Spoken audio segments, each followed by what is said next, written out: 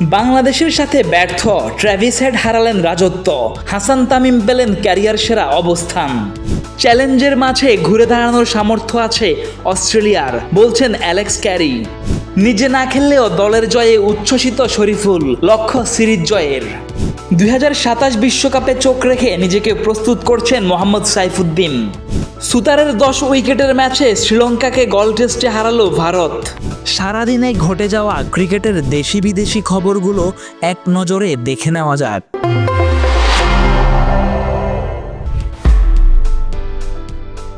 বাংলাদেশের বিপক্ষে ডারউইন টেস্টে মাঠে নামার আগে 1 নম্বর টেস্ট ব্যাটসম্যান ছিলেন ট্র্যাভিস হেড। তবে 2 ইনিংসে 22 ও 17 রান করে আউট হয়েছেন হাসান মাহমুদের বলে।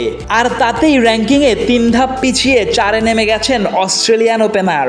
অন্যদিকে ডারউইন টেস্টে 84 রানের ইনিংস খেলা বাংলাদেশ অধিনায়ক নাজমুল হোসেন শান্ত 9 ধাপ এগিয়ে ক্যারিয়ার সেরা 20তম অবস্থানে আছেন। বল হাতে 9 উইকেট নিয়ে 26 ধাপ এগিয়ে 38তম হাসান মাহমুদ। ডারউইন অধ্যায় শেষে বাংলাদেশ অস্ট্রেলিয়া 2 দলই এখন অবস্থান করছে দ্বিতীয় টেস্টের ভেন্যু ম্যাকাইতে। সেখানে Australian keeper batter Alex Carey সংবাদ মাধ্যমে জানিয়েছেন, টাইগারদের বিপক্ষে হারকে পেছনে ফেলে নতুন উদ্যমে ঘুরে দাঁড়াতে চায় অস্ট্রেলিয়া। আর চ্যালেঞ্জের মুখে এমন কামব্যাকের ইতিহাস তাদের আছে, স্মরণ করিয়ে দিলেন সেটাও।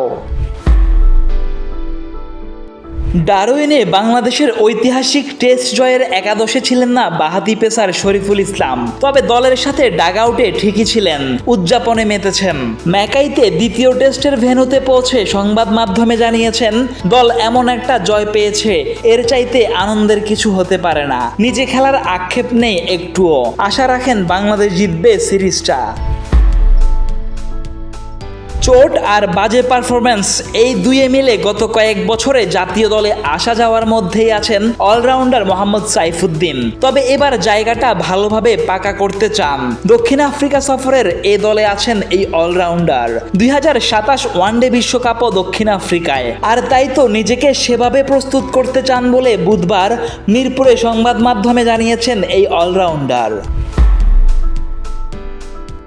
ভারতের দেওয়া 372 রানের লক্ষ্যে ব্যাট করতে নেমে শ্রীলঙ্কা গুটিয়ে গেছে 206 রানে। গল টেস্টে নিজেদের 600তম ম্যাচটা 165 রানের জয় দিয়ে রাঙালো ভারত।